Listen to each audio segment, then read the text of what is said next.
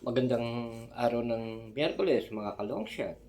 Nagbabalik ang inyong lingkod, Amazing Fidelis, Mr. Longshot. At nandito tayo ngayon para ibigay ang aking race analysis para sa araw na ito ng Miyerkules para sa ating pananaya sa Metro Turf Race. So, bago pa ako magsimula, nais ko lang pong batiin yung mga nagpapasalamat sa akin na naipatama ko ng last double sa aming uh, winner take all bakasan group chat dahil po dun sa magandang dehado na binigay ko ng last Sunday race kung saan nakuha namin si Hot Rod Heart. Dinobol namin kay Para sa Masa na ibinigay ko rin dito sa aking YouTube channel na mga paratingan. So nagbigay pa yun sa halagang 5 piso na 126.50 para sa double. So yun kasi nagkaroon na sila sa winner take all at since kailangan ng group chat ng pambawi, so itinaya ko yung mga nagpataya sa akin mga members ko ng aking silip at yun nga, napusuan ko si Hot Rod Heart at si Para sa Masa dahil nakita ko magandang dividendong ibibigay. So again, nandito tayo, Wednesday race, alas 5 simula ng ating karera.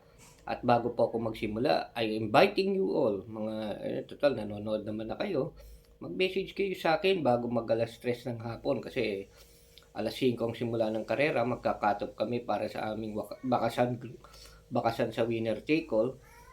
And at the same time, sa lahat po ng babakas ngayong araw na to, meron na naman po silang pre-pick 5 at last silip kong dihado forecast para sa kanilang ibabakas.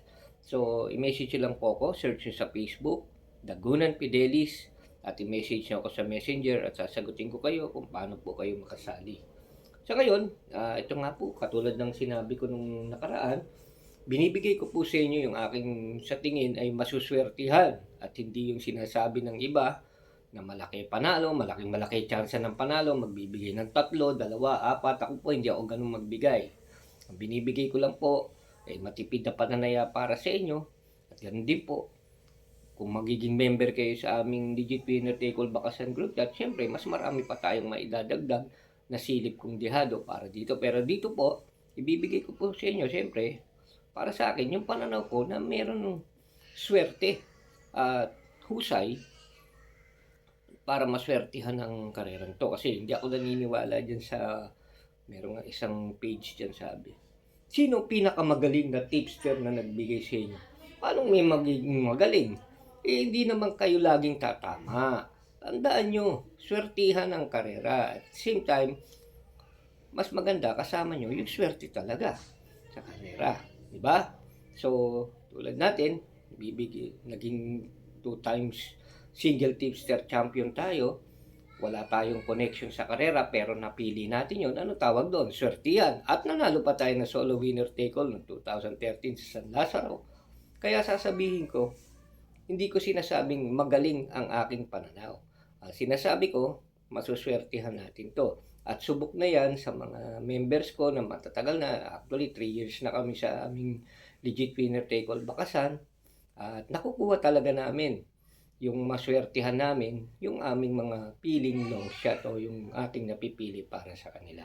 So ngayon, araw ng Miyerkules, wag na natin pahirapan ng karera, no? So sasabihin ko sa inyo kung sino sa tingin kong may pananaw na swerte para sa bawat race. And at the same time, I'm inviting you all. I-message nyo ako sa Messenger, Dagunan Fidelis. Hanapin sa Facebook at isasagutin ko kayo. Pag sa ganon, maging member na rin kayo at manalo sa aking race analysis. Okay? Sa race 1, so again, magsisimula ang ating karera alas 5. I-message nyo ako bago alas 3. Kasi siyempre may cut-off yan. Kaya tayo sa fast bet. No? Doon tayo sa legal. Okay? Race 1. Okay. Isulat nyo na. Numero 4. Uno Magnifico. Yan. Sa tingin ko, maswertuhan natin yan. Talagang maganda chance niya na maswertuhan natin. So, isa na lang yan para sa race 1. Race 2, ganun din. iba dyan, baka kay dami-dami pang bibigay. Porque nakita, marami dyan. Sa hindi tayo manguhula sa Quiapo. Numero 5, swertihan natin ito, yung Golden 8. Na? May ano yan. May swerting chance yan. So, sa race 3, yan ang mumutitik yata. I hope hindi sila malyamado. Pero palagay ko kakalat pa rin naman to. Race 3, single na uli. May konti lang naman silang tatakbo. Tingin ko, angat na to sa ano. Angat na to, yung numero 8 na maswertihan natin. Si Potential. No? Okay yan. So, sa nagtitipid, single lang. Yung nga sabi ko, no, kapag ako nagbibigay naman ng ganito, na maliit lang kapital, pwede nyo i-times. Kasi sigurado ko, maganda pa rin ang ibibigay niyan.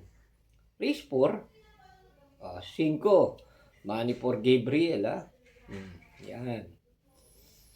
Race 5, ito medyo maganda ang larga vista ko dito. Baka madehado pa to. And at the same time, hindi ako sisingil dito. Baka 2. Siyempre sa aming bakasan, baka 3 pa ibigay ko. Pero dito yung dalawang swerting tingin ko, pwede na tong 1, yung Popoy and Basya. At yung numero 6 na Arthur's Team. So, race 5 yan, pili ko yan. Race 6, ito, magandang karera rin to. And sa tingin ko ito, na-disappoint siya nung nakaraan, pero alam ko at merong isang nagbabalik. Race 6. So, pipiliin kong maswerte dito, 2 uli. So, numero 5, Mythic Leila. Sana makaremate.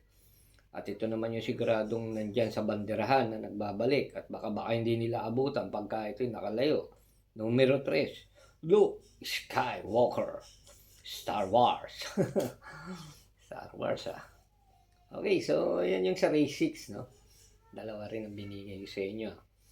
Race 7, ito maganda. Maganda rin karera to. May nakikita ako. Sa Dividendaso, pinatok siya. Pero sa akin, hindi siya papatok.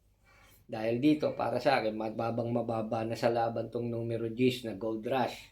10, Gold Rush. At yung numero 7, hindi mo rin matatawaran sa distansya to. At lalo na last race, laging palaban to. Numero 7, French Leather. So, sa ating pananaya, ngayong alas 5 ng hapon, I'm inviting you all again. We will cut off 3 o'clock. Message lang, Dagunon Fidelis sa Messenger. At sasabihin ko paano kayo makasali sa aming legit winner take all bakasan group chat. Happy racing, good luck. Message na. Amazing Fidelis, Mr. Longshot.